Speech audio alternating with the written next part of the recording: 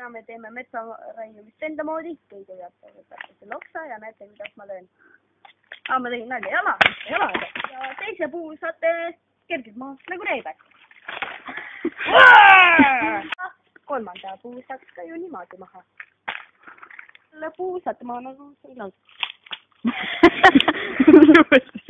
Saate maha nagu sõnglaus ja reibek.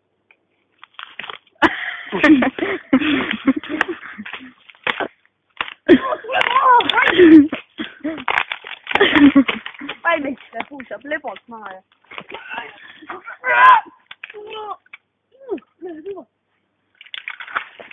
nii lihtne see oli. Ja see klipp on viimane ja see on väga lihtne, kui seda